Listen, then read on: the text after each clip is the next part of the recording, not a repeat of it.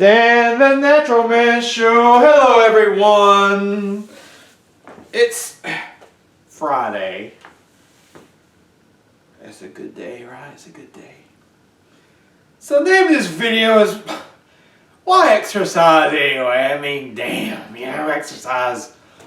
It's a drag, it's hard, you get sweaty. And sometimes it makes your muscles ache, why do it? I mean, what's the point? I don't care how I look, which, if you're saying that, it's probably not true either. But, I don't tend to get hung up on the aesthetics part of exercise. For my clients, if they want to, obviously people want to look better, and I help them look better. But I teach exercise is because of all that it has to offer us and how it can improve our lives greatly. So why exercise? Well, if you see, first of all, I have been exercising on a regular basis for the past 30 years. And do you think each exercise session the last 30 years I was ecstatic about doing it? No. No. Some of them I was pretty excited about, but most of them it's just a duty. It's a habit. Once you establish a habit, you feel compelled to do it. This is something that you do. I train myself. I'm going to lift weights today. I'm going to ride my bicycle tomorrow. I'm going to go for a walk, whatever it is. But why do it? Well, think about your longevity. Think about your health throughout your lifespan. So, regular exercisers throughout life have a lower chance of developing lifestyle diseases like type 2 diabetes, heart disease, even some arthritis, because you keep your body moving all these years on a regular basis. It doesn't tend to degrade as fast as somebody that doesn't exercise, they've never exercised. Number 2, arthritis, especially osteoarthritis is one of the main causes of arthritis, which they call it wear and tear. Exercise can help not only prevent osteoarthritis, but it can help osteoarthritis feel better. How does this work? So if your knees have arthritis, if you find a safe way to strengthen your quadricep muscles, your leg muscles, the leg muscles will protect that knee from further damage and take stress off of that knee joint so it won't hurt as much anymore. A lot of people find almost complete relief from knee pain by strengthening their leg muscles. Now, the other thing about the knee and any kind of cartilage, joints with cartilage, they have very low blood flow. They have very low blood flow to them. So when you exercise, you are increasing the blood flow to that joint. In so doing, your knee is going to get more nutrients and more blood, which can help it heal and help lower the inflammation in that knee. Same thing with the elbows. You have cartilage of shoulders. Any tendon in the body, man, there's a fruit fly in here. Any tendon or ligament in the body, they have a lower blood supply. So when you exercise, it increases blood flow to these areas. Number 3, heart health. Heart disease is still the number 1 killer. But a steady diet of exercise not only helps prevent heart disease, but if you already have heart disease, it can help it from progressing as fast or as much, especially if you combine it with a plant-based diet. But exercise is going to increase the health of your heart. It's going to make your heart stronger. It's going to improve your blood circulation. And one thing a lot of people don't know, and that this doesn't happen for everyone, but some people who have been exercising their whole lives, they may go to get a checkup and they're checking their arteries. And some people's bodies have actually grown a new artery, and it's actually a natural bypass. They've seen people that had a blocked artery somewhere, and through exercise, the body can actually create a new blood vessel and bypass around the clogged artery. This happens, it can happen in anyone, but people who exercise, it seems to be more likely to happen. Of course, if you have plaque in the arteries, if you listen to me long enough, you also want to go low-fat, plant-based. But exercise plays a huge role in heart disease prevention and stopping your heart disease from progressing any further. Of course, if you have heart disease, you want to talk to your doctor about what kind of exercise you can start doing. Number 4, I think we're on number 4, right? Number 4, hopefully. I shouldn't even number things because I can't keep up with that, man, when I'm talking. I'm trying to remember what I'm about to say.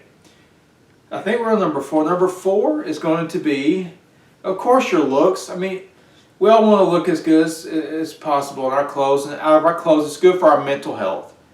It's good for our mental health, but the reason I don't harp on aesthetics as much is because people do all sorts of things to look more aesthetic, and a lot of them are not healthy. So I always start with health first. You start with health first, and the aesthetics will follow. Just remember that. But it is not worth ruining your health just to look better in your clothes. It's not. So number 5, dementia and Alzheimer's disease. They're huge. They are very sad. They're very devastating. But studies are showing now that if you exercise on a regular basis, your body can produce new neurons in your brain. Also, they call Alzheimer's type 3 diabetes, which is also caused by lack of exercise and bad food and all these things, stress. But dementia and Alzheimer's is devastating. It's horrible. A lot of people are developing it. Exercise is one way to greatly reduce your odds of developing dementia. Now, there's other things you have to do. There are other habits that help you even more to avoid dementia, but exercise is a huge one. Today, we're just going to focus on exercise. I'm going to keep it laser focused on exercise. I don't want to go off on a tangent. But today we're talking about exercise, aerobics, and weight training.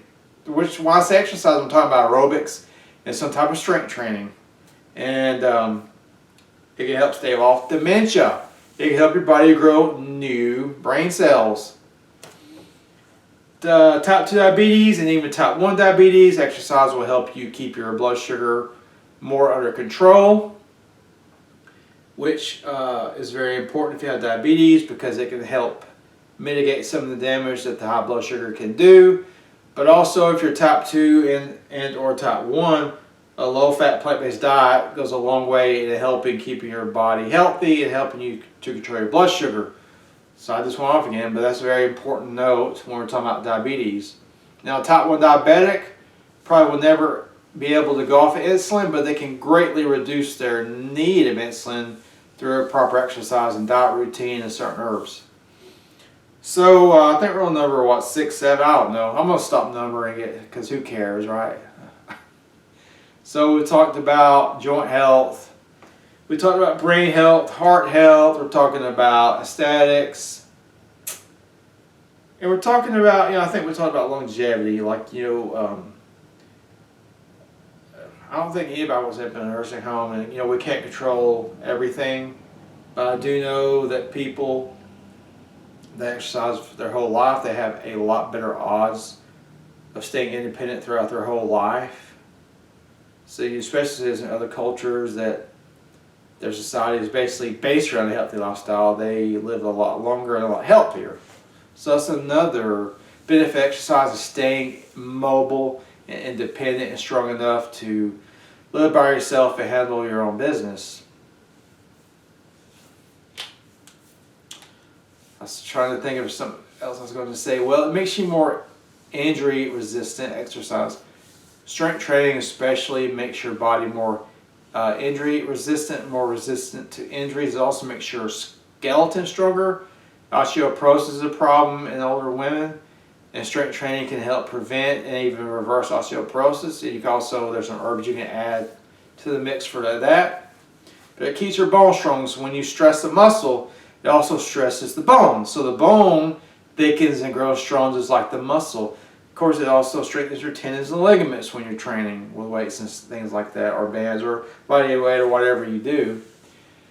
So what do I recommend? Cardiovascular work, I recommend at least 3 30 to 60 minute sessions a week, up to 5 to 6 30 to 60 minute sessions a week, depending on your other activities. Weight training, I recommend at least 2 days a week. Full body training, I do that with a lot of my clients because they only want to do 2 days a week, and it works really well for them. I like to do 3 or 4 days a week. I kind of split things up. I like to work chest and back together. You know, I'm a old school gym guy. You know, chest and back. I do legs, and then I'll do arms and shoulders. I like that schedule. But whatever works for you, whatever you find that will keep you motivated is what you should do. Okay. If you haven't done this before, I recommend getting a good coach. And yeah, exercise. Why do it? Because it's really good for you, and it will help you live a much happier, healthier, and rewarding life. Because who wants to go downhill if we can prevent it? If you like the video, please like it and share it. Please subscribe to my channel. Check out my page, DanTheNaturalMan.com. And remember, until next time, keep it natural.